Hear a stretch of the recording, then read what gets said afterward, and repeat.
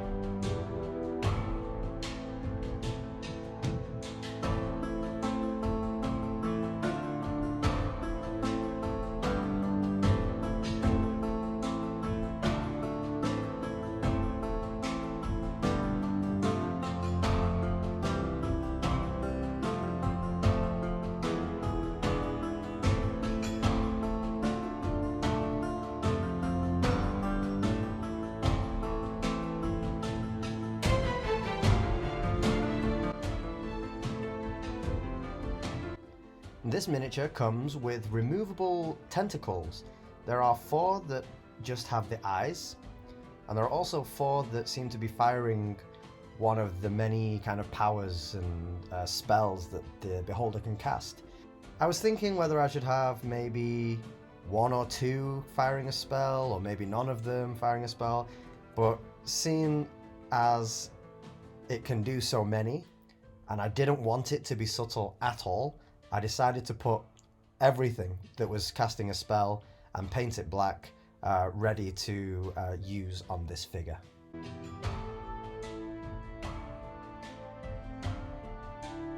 Now you can see me painting the gums, and with the details I'd looked up a lot of like cosmic monster artwork, and a lot of the styles were in a very neon kind of palette. And I really liked that. It was so striking that that's what I wanted to kind of do the details in the face of the beholder with.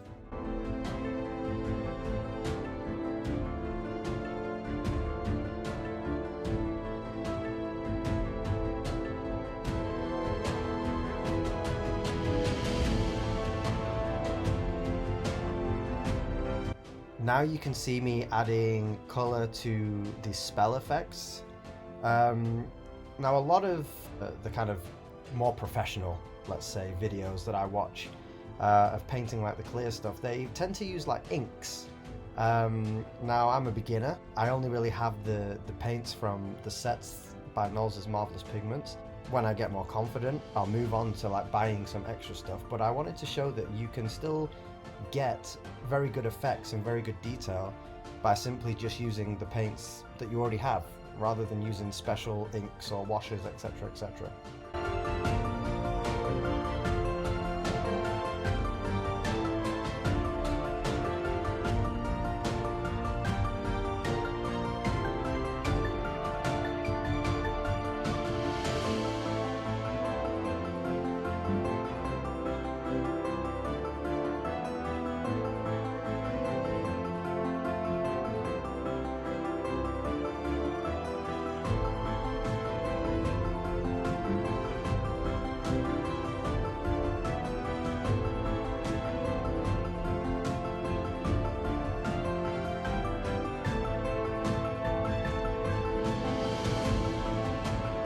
So now I'm adding some pink to get that into that galaxy sky. There's lots of artwork online that you can find, and they tend to have pinks and kind of blues to create this effect.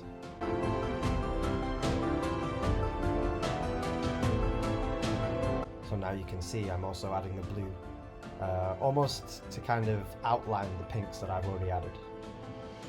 Now the idea was to get a fairly thin coat. I didn't want it to be too prominent. I liked to see the black kind of still in the background of all the paints because it's set against this kind of pitch black space sky.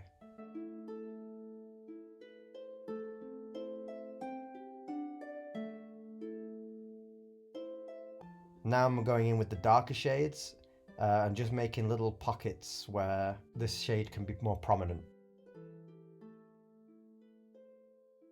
Now I'm adding the tentacles back in so that I can blend these colours into the tentacles, and rather than painting them separately and have them look disjointed.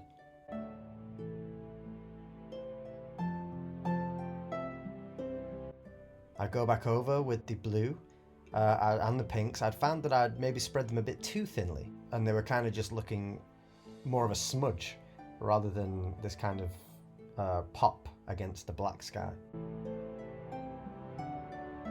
And I even then go back and add a bit of black back into the mix, just to kind of split up and create better shapes within the colours that I'd added.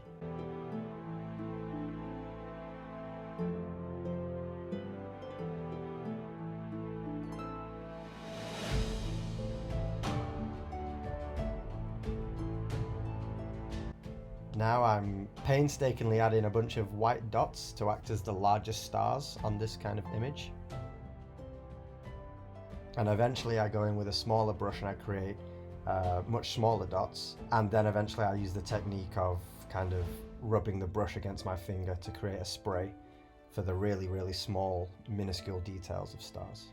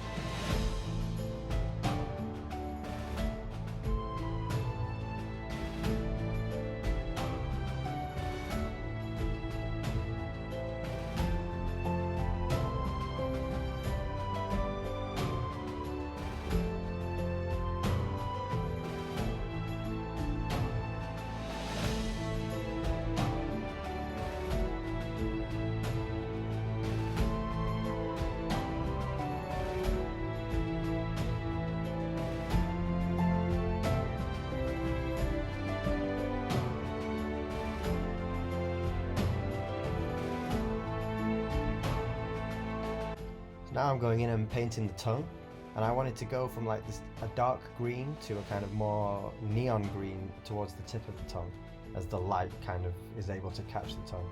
I went with the black inside the mouth because I wanted it to seem almost like a black hole, you know, the fact that it was space and it was also a monster. The idea of having a pitch black mouth was really appealing.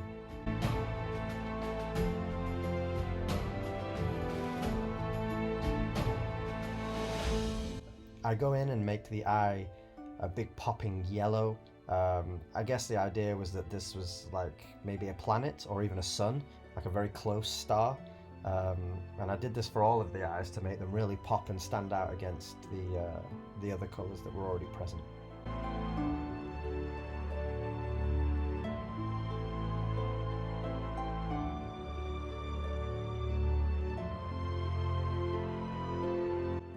So I went back and added white to all the protruding kind of spikes on this figure.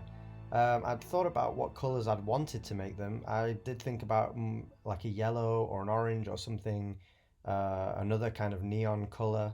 But eventually I settled on white. I felt it seemed like something that added to the starry sky without taking away from anything else.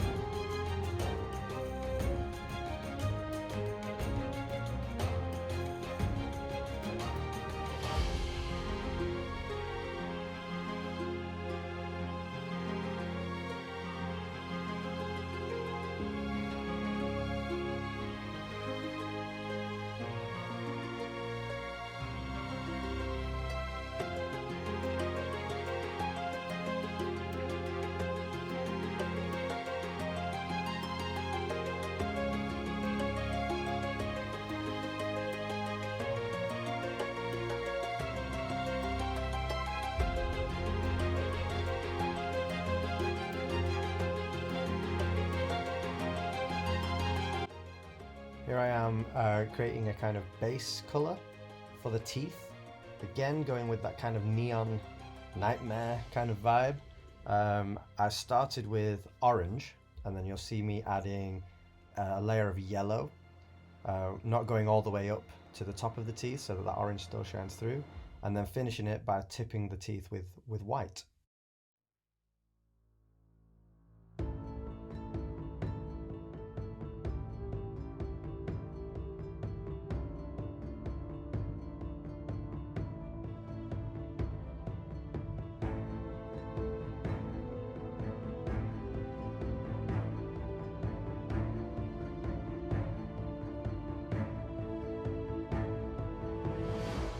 So with the yellow, you can see me maybe starting 1/3 of the way down the teeth to keep that kind of orange baseline at the top.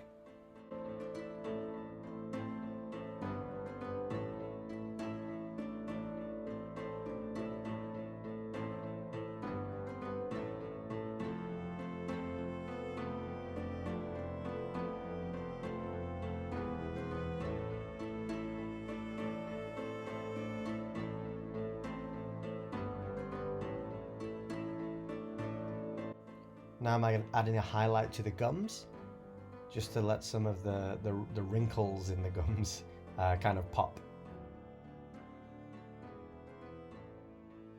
And now you can see me adding the white tips to finish the teeth off. Although it kind of makes it look like candy corn, but that's fine.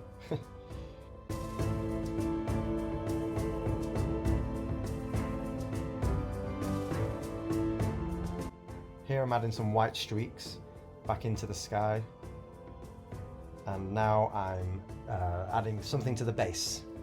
I didn't have anything like hodgepodge or any of that molding clay. I'm simply using some stuff from the Army Painters Battlefield base set, and now, because I didn't want this beholder to be subtle at all, I decided I'm just going to go with the spell effects, and I super glued them in to make sure that they stayed there. I'm finishing off the base with some grey paint, and soon adding just a lighter grey just to highlight.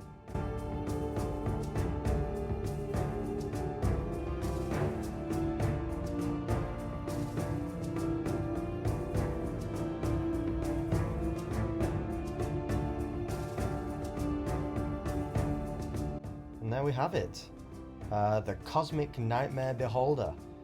Very neon, very aggressive, quite the eyesore, but hopefully something that my players will remember when I throw it at them in our campaigns.